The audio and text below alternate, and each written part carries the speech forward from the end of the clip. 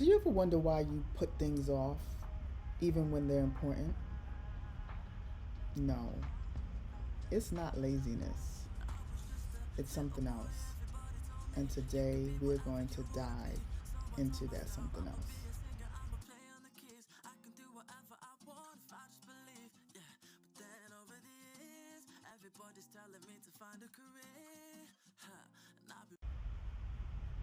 Hi, my name is Imani, and I'm the founder of Procrastinators Ignite, and I help ambitious entrepreneurs just like you who struggle with procrastination and self doubt achieve unbreakable confidence so that you can stop waiting and start winning. Today, I want to talk about this whole concept of laziness and how it intertwines with procrastination. Now, I don't know about you, but myself personally, growing up, lazy was the best word to describe me, or so I thought it was. I would lounge around, I would watch TV pretty much all day. I didn't want to clean, I didn't want to wash the dishes. I just wanted to rest. There's so many reasons why that is so and what causes that. But procrastination is not necessarily laziness. Procrastination is something that is going on in your brain and it's causing you to not want to move, to not do the things that you know that will help you to progress in life. It's causing you to sit and be stagnant, but it's not laziness. So let me help you with this. If you've seen any of my previous videos, you know that a lot of our current and present issues lie in childhood wounds. They lie in someone telling you that you weren't good enough, that you didn't do something good enough. And let's talk about like cleaning up, right? If you were ever told that you didn't wash the dishes good enough, you didn't sweep the floor good enough, you didn't clean out the bathtub good enough, something turned on in your brain and it said, I am not a perfectionist in this area. I fail in this area, so I don't want to do it. The same as if you had to write a paper for class and you wait to the last minute. Something happened when you were younger that turned your brain on to say, if I can't write this paper with all confidence that I will get an A because I was in trouble for not getting an A before, I just don't want to do it. If you ever notice simpler tasks that you have assurance in, tasks that you know you're going to succeed in, usually you do not have an issue doing them. It's the task that you're afraid that you won't show up as a perfectionist. You won't show up as your best self in that take the longest time to get started with. If you're at work and you have a project that's due, your brain is saying, yes, I have a project that's due, but if it's not done the way my boss wants it done, in perfection, the way my boss wants it done, then I don't feel good about it. So I don't even know how to start because I want to make sure that once I start and complete it, it's going to be up to, like we like to say, up to code, up to standards of what the boss is requiring. So there's a lot going on in the brain that determines how you feel about completing a task or completing a project or just even getting started. And the best way to tackle that is to understand that failing in something, one, is not the end of the world, But two, it's actually there to help you grow, to help you get better in whatever area you were working towards or working in. I think, like I said, as a child, if we failed, unfortunately, sometimes, the adults made it seem like it was the end of the world. And if you're sitting here and you're watching this, you know that it wasn't the end of the world. It was hurtful, but it didn't kill you. So, procrastination is not laziness. Procrastination is, in its core, a fear of failure. It's like the brain saying, don't do this, because if you do and you're not sure, you may fail at it. And fear is false evidence appearing real.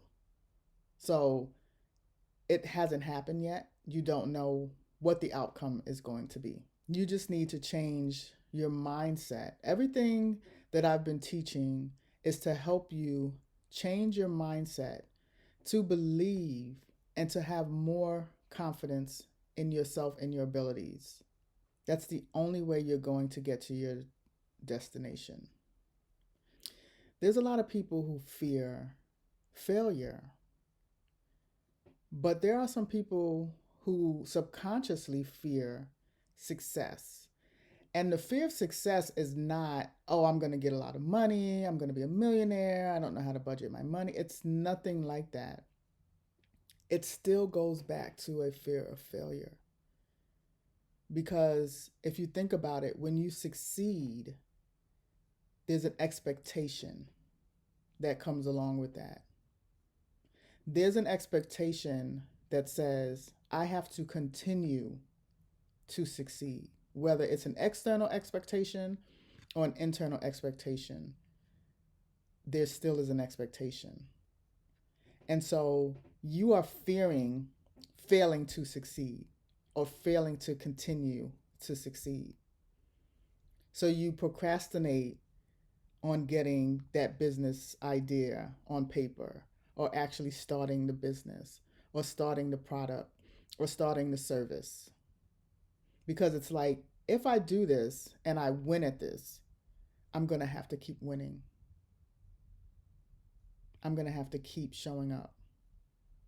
And if I don't keep showing up, I've failed. I failed the people that needed me. I failed the people that were waiting for me. I failed the people that wanted to see me succeed. So if you look at it, a lot of the behavior that you have stems back to that fear of failure. Once you understand that, you can work towards fixing it, and you can work towards being the best you that you can be. A lot of people don't talk about this. They talk about laziness. They talk about being overwhelmed and imposter syndrome and perfectionism, but they don't talk about the fact that all of those things, wanting to be a perfectionist, feeling of overwhelm, feeling of not being good enough, not having, the right tools to do what it is that you need to do. All of that is a fear. It's a fear. You're holding yourself from greatness because you are afraid that you have to keep up the standard of greatness. And I'm here to tell you that you do not have to keep up the standard of greatness, but you do have to keep up the fact that you are you.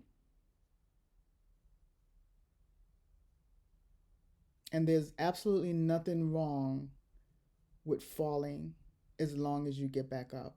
There's nothing wrong with failing as long as you learn and get better at what you failed in. There's nothing wrong with succeeding as long as you strive to be the best that you can be.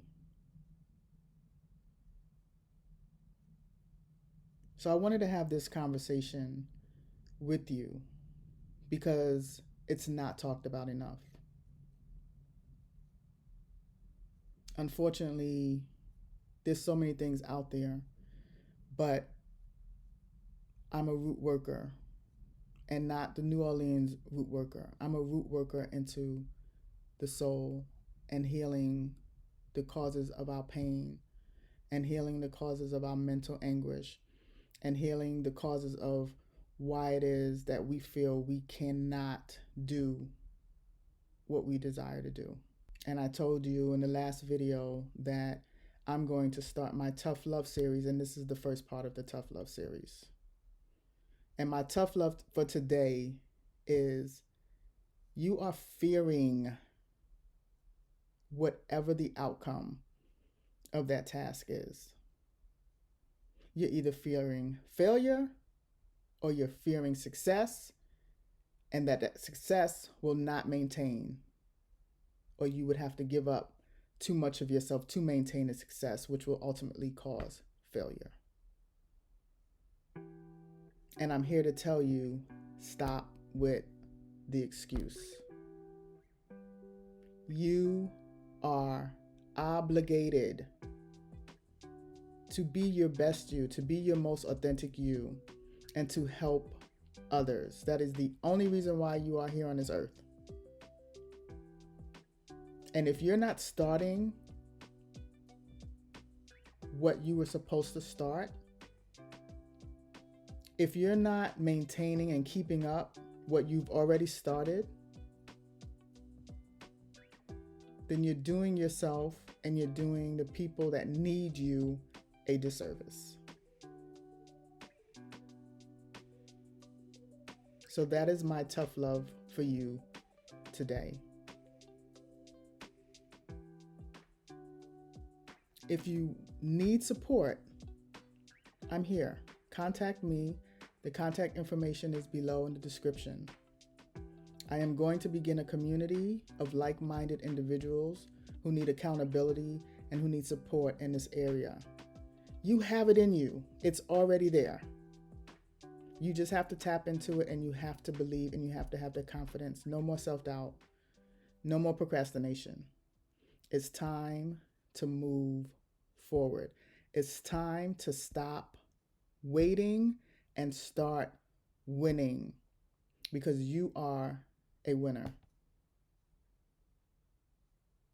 So don't forget, if this content is for you and you need that motivation, you need the support, the accountability, hit the like, hit the subscribe, and leave a comment. Let me know how I can help you. Let me know how I can support you.